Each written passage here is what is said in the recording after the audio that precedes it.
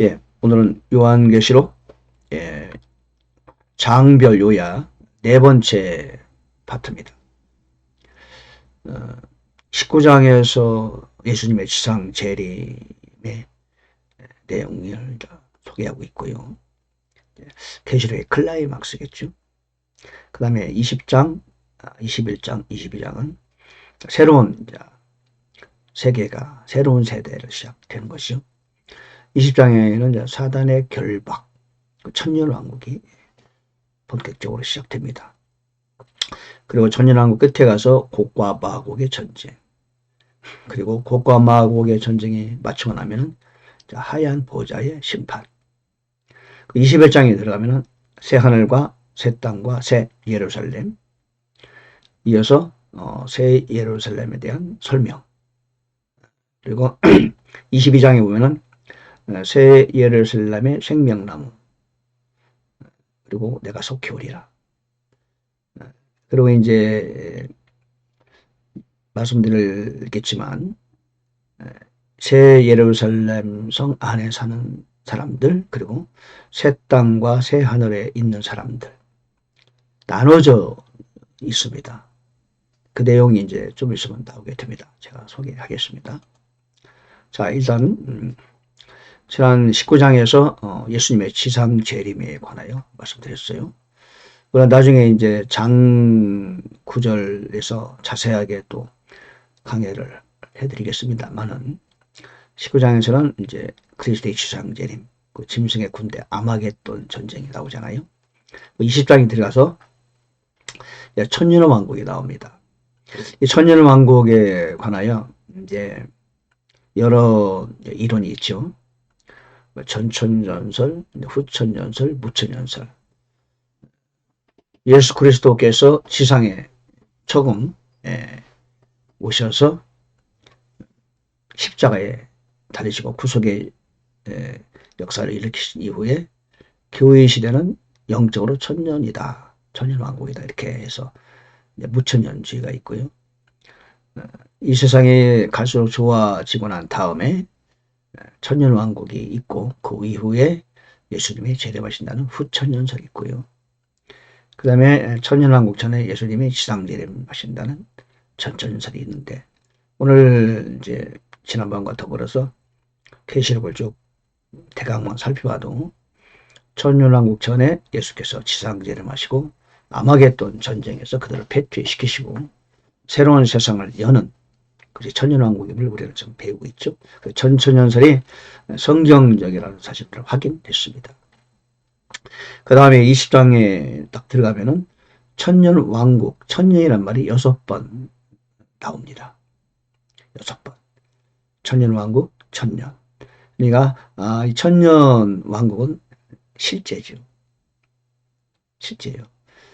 물론 제가 이제 자세하게 강해를 할 터인데 그때는 좀 자세한 말씀 드리겠지만, 환란을 통과자들과 또는 첫째 부활자들이 천년에서 통치를 하게 되고요. 천년왕국에 누가 들어가느냐? 유대인들이 팔레스틴에서 천년왕국 성전을 그들이 건축하고, 에스겔서 40장부터 나오는 거죠. 그들이 이제 팔레스틴에서 거하게 됩니다. 하나님께서 구약의 가나안 땅을 약속하신 그 가나안 땅이 하나님이 그들에게 주신 땅이죠. 천년왕국 때는 본격적으로 그들이 팔레스틴의 주인으로 정착하게 되죠. 현재는 이란과 하마스 전쟁, 또 하마스와 전쟁이 벌어지는 이유는 이스라엘에게 왜 너희들이 그 땅이냐 서로 싸우는 거죠. 이스라엘은 하나님 우리에게 주신 땅이다, 왜 이 땅이 너희 땅이냐 싸우는 거 아니겠습니까? 결국은 이스라엘이 팔레스틴을 결국 차지하게 되고 거기서 자리를 잡고 세계 중심 국가가 되어서 천년 왕국을 이제 지나게 되는 거죠. 그리고 이방인들 중에서 예수 그리스도께서 마태복음 25장에 나온 그대로 양과 염소의 심판을 거쳐서 양에 분류되는 그 이방인들이 천년왕국에 육체를 입고 들어가게 된 거죠. 그 천년왕국에 대한 설명은 이사야 11장에 나오는 거죠. 아이가 뭐 독사굴에 장난하고 넣고 장난하고 이런 내용입니다. 그리고는 이제 사단을 묻는 결박된 거죠. 그렇게 우리는 그리스도인, 즉 부활체, 우리는 교인은 부활체가 되어서 예루살렘 성전에서, 즉 천년왕국 성전에서 다스리신 왕이신 그리스도의 분봉왕이 되어서 전 세계를 통치하게 되는 거죠. 천년왕국의 구체적인 전개되는 내용입니다. 그러다가 천년이 끝날 무렵에 하나님께서는 사단을 잠시 풀어줍니다. 그러자 사단이 또 사람들을 미혹합니다. 충동합니다. 그래서 곡과 마곡의 전쟁을 일으키죠. 그렇죠? 잠시 동안 풀려나서요. 그렇게 합니다. 그래서 그들이 바다의 모래수만큼 많은 그 민족들을 속여가지고 사랑받는 도시, 즉 예루살렘 있는 도시를 에워싸고 공격을 시작하죠. 그때 하늘에서 불이 내려와서 그들을 삼켰어 버립니다. 그들을 속인 마귀가 불과 유황호수에 그 짐승과 거짓 대언자가 있는 곳에 던져져서 영원 무궁토록 밤낮을 고통을 받게 되는 거죠. 그게 바로 20장 9절에서 소개하고 있는 내용입니다. 그 다음에 이제 갑자기 크고 흰 왕좌가 하늘 위에 펼쳐집니다. 그리고 땅과 하늘은 사라져버리죠. 땅과 하늘에 있던 자리가 보이지 않고 공중에서 흰 보좌에서 심판이 전개되는 겁니다. 12절 보니까 내가 보면 죽은 자들이 작은 자나 큰 자나 할 것 없이 하나님 앞에 서 있는데 책들이 펴있고 또 다른 책에 펼쳐 있으니 곧 생명책이더라. 죽은 자들이 자기 행위에 따라 책들에 기록된 그것들에 근거하여 심판을 받더라.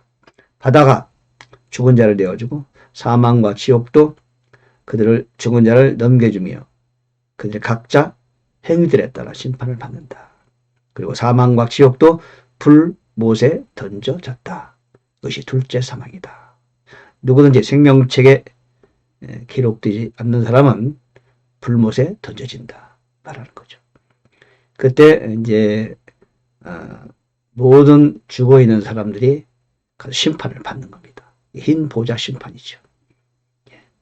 그리고 난 다음에 이제 21장 새 하늘과 새 땅이 이제 나오고 새 예루살렘이 성이 또 하늘에서 내려오게 되는 거죠. 그것이 바로 21장의 새로운 세대입니다. 즉 천년왕국이 새로운 세대라면은 천년왕국이 끝나고 나면 또 다른 새로운 세대가 펼쳐지는 거죠. 다시 말하면은 이 현재 사는 이 세대는 천년왕국까지 이어진다. 이렇게 말할 수 있죠. 그러니까 6일째는 6일이 지나고 안식일이잖아요. 안식일의 의미가 바로 천년왕국이라고 볼 수 있죠. 천년왕국. 6일이 지나고 7일째가 바로 천년왕국이다. 천년왕국은 바로 6천년 역사, 인류 역사 이후에 1000년 동안 펼쳐진다고 보는 거죠. 어떻게 보면 하늘나라 같은 삶이 이 땅에 그대로 지속되는 거죠. 이 땅과 하늘은 그대로 있는 거예요. 모든 이제 오염이 제거되고 과학이 최고로 발달하고 예수님께서 예루살렘 성에서 다스리시고 우리는 분봉왕으로 주님과 함께 이 세계를 다스리는 천년왕국의 시대, 완전히 파라다이스, 낙원의 시대죠. 그러나 땅과 하늘은 그대로 있는 겁니다. 모든 병도 사라지고요, 저주도 없고요, 가난한 부자에게 뭐 이렇게 부익부 빈익빈 그런 현상도 사라지고요, 전쟁도 없고요. 그게 천년왕국이죠. 마치 안식일과 같은 그런 개념이라고 보겠습니다. 그러나 안식 후 첫날, 그날은 어떤 날입니까? 예수님이 부활하신 날이잖아요. 그것이 바로 제8일째 되는 날, 그것이 바로 새하늘과 새 땅이라 저는 그렇게 보고 있습니다. 이사야 65장에 보면은 새하늘과 새 땅에 대한 설명이 나오고 있습니다. 그 새하늘과 새 땅은 천년왕국과 유사합니다. 그러니까 새하늘과 새 땅에 가면 영원 세계로 가지만 그 세계에도 육체를 입은 사람이 있다는 겁니다. 이제 우리가 이사야 11장에 보면은 6절에서 8절 보면은요. 젖 먹는 아이가 독사의 구멍에서 자라난다. 너는 천년 왕국에 대한 묘사죠. 그러나 65장 이사야 65장 22절에 보면은 사람의 날수가 나무의 날수와 같다. 그런 천년왕국과 유사한 내용이 나와요. 그래서 바로 천년왕국 이후에 새 하늘과 새 땅을 살아가는 사람들에 대한 묘사라고 보는 겁니다. 즉, 21장 1절에 보면 내가 새 하늘과 새 땅을 보았으니 이는 처음 하늘과 처음 땅이 사라졌고 바다도 다시는 있지 아니하였다. 그랬습니다. 그리고 새 예루살렘 나오죠. 나 요한이 보면 거룩한 도시 새 예루살렘이 신부가 자기 남편을 위해 단장한 것 같이 예배한 하늘에서 하나님으로부터 내려오더라. 16절 보면은 그 도시는 네모 반듯하게 놓여 있으며 길이가 너비만큼 길더라. 네모 반듯하다. 그죠? 도시를 측량하니까 1만 2천 스타디온이다. 그래서 길이와 너비와 높이가 같더라. 1만 2천 스타디온이요. 1스타디온이 190m거든요. 그러면 약 얼마나 됩니까? 2,000km가 넘죠? 2,000km? 2,000km가 되는 거죠. 약 2,000 가까이 되는 거죠. 마일에서는 1,500마일. LA에서 텍사스 정도 거리인데요. 2,000km면 아주 굉장히 넓이와 높이가 같으니까 엄청난 거죠. 새 예루살렘 성의 치수입니다. 거기에 바로 우리 교회가 들어가는 거예요. 저와 여러분들이 들어가는 곳이죠. 근데 이제 그 24절에 보면은 약간 특이한 내용이 나오죠. 구원받은 자들의 민족들이 그 도시의 빛 가운데서 다니겠고 땅의 왕들이 자기들의 영광과 존귀를 가지고 그곳으로 들어가리라. 거기에는 밤이 없을 터이므로 낮에 그 도시의 문들을 결코 닫지 아니하리라. 그들이 그 민족들의 영광과 존귀를 가지고 그곳으로 들어가리라. 이제 좀 자세히 설명해 보면은 천년 왕국에서는 이제 육체를 가진 사람과 부활체인 교회가 공존하는 시대죠. 그렇잖아요. 그리고 새하늘과 새 땅 21장에도 마찬가지입니다. 그곳에도 새 예루살렘 성에 사는 우리는 교인은 부활체죠. 그리스도와 하나님과 함께 사는 겁니다. 우리는 예수 그리스도와 한 몸이지 않습니까? 지체라고 그랬어요. 그리고 성 밖에나 땅에 사는 사람들 있죠. 땅과 하늘을 무대로 사는 사람들은 천년왕국과 큰 차이 없이 새하늘과 새 땅이지만 역시 육체를 가지고 들어간다는 겁니다. 그것이 22장에 가면은 알 수 있어요. 생명나무의 치유 효과가 있죠. 는 22장 2절에 보면요. 1인 말씀이 있어요. 그 도시의 거리 한가운데와 강의 양쪽에는 생명나무가 있어서 그것이 12종류의 열매를 맺고 달마다 자기 열매를 냈으며 그 나무의 잎사귀들은 그 민족들을 치유하기 위하여 있더라. 그죠? 3절에 보면은 다시는 저주가 없으며 오직 하나님과 어린 양의 왕좌가 그 날에 있으리니 그분의 종들이 그분을 섬기며 그분의 얼굴을 볼 것이요 그분의 이름이 그들의 이마 안에 있으리라. 그렇단 말이죠. 2절에 보면은 그 나무의 잎사귀들은 그 민족들을 치유하기 위해서 있더라. 아주 색다른 그 구절이죠.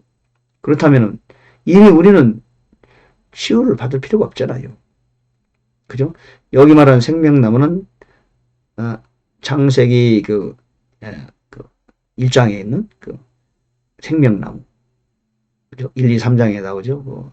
아담과 하와가 에덴 동산에 있었던 선악과와 생명나무가 있었다. 그 생명나무 아니겠습니까?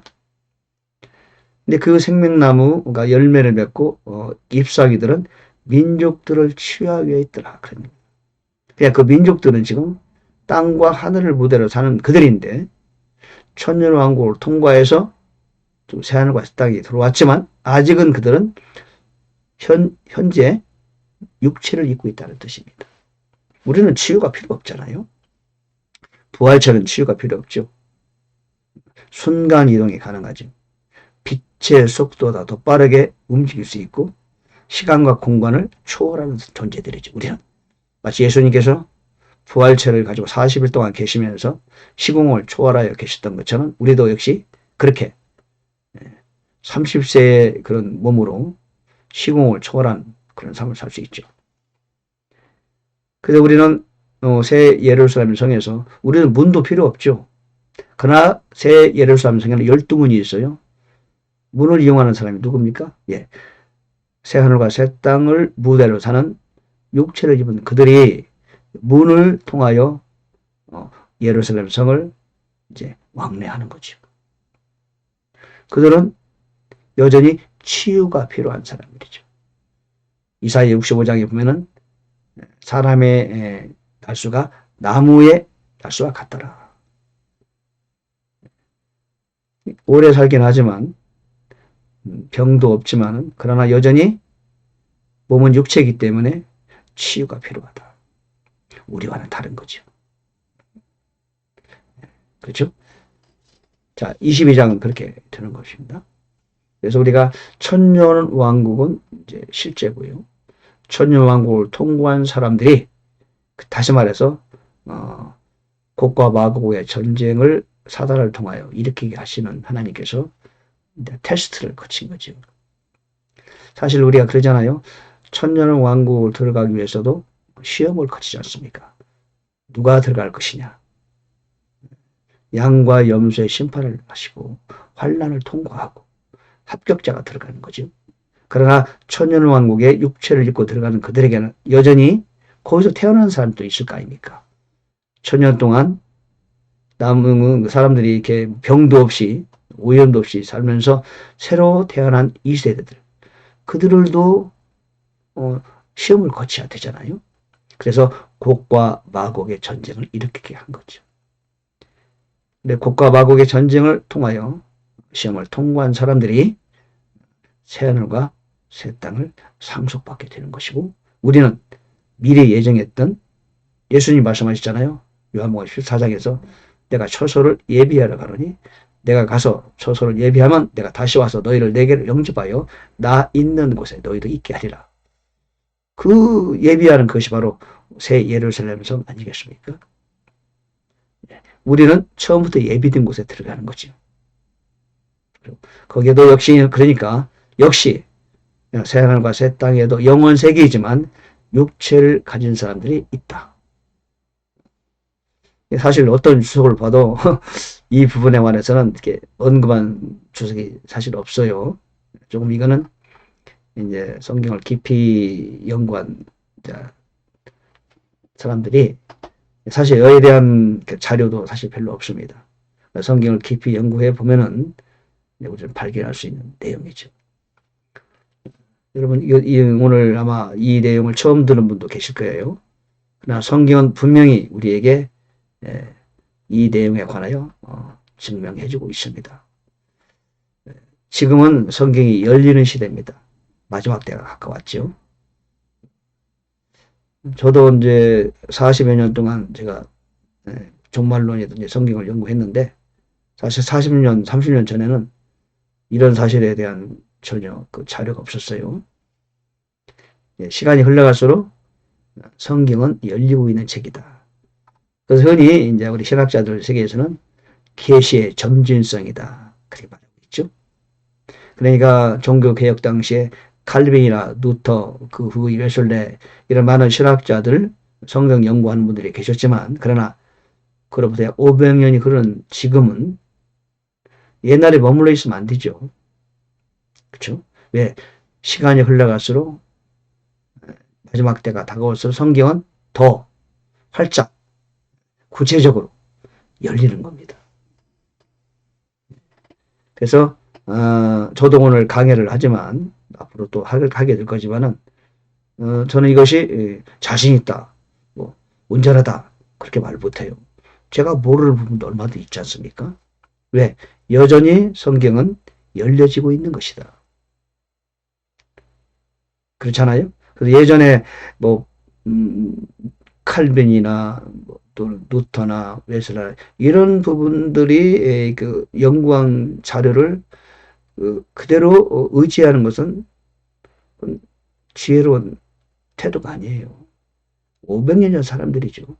그들이 알면 얼마나 알겠어요. 과학도 그러잖아요. 뭐 아인슈타인의 상대성 원리. 옛날에는 하늘이 놀랄 정도로 세상이 놀랄 정도로 대단한 거죠. 지금 중학생도 그거 다 이해합니다. 오히려 부족한 부분을 찾아내고 그러죠. 일반 자연 과학도 그런데 하물며 하나님의 말씀을 오직하겠어요. 하나님의 말씀은 더 기도하고 더 연구하고 공부할수록 열리는 겁니다. 앞서간 사람들은 그 열리는 부분을 더 열심히 공부하고 기도해서 여러분에게 소개하게 되는 거죠. 저도 그런 차원에서 여러분에게 이렇게 제가 아는 바를 연구한 바를 자유롭게 소개합니다. 그러나 이것이 옳다라고 저는 고집하지 않아요. 저도 여전히 연구 중입니다. 또 기도하면서 하나님 더 열어주십시오. 더 알게 도와주세요. 그런 자세로 성경을 대하고 있습니다. 자, 오늘은 요한계시록 장별 요약 네 번째 부분 20장, 21장, 22장에 관하여 같이 다뤘습니다. 여러분 감사합니다. 은혜 안에 거하시길 바랍니다.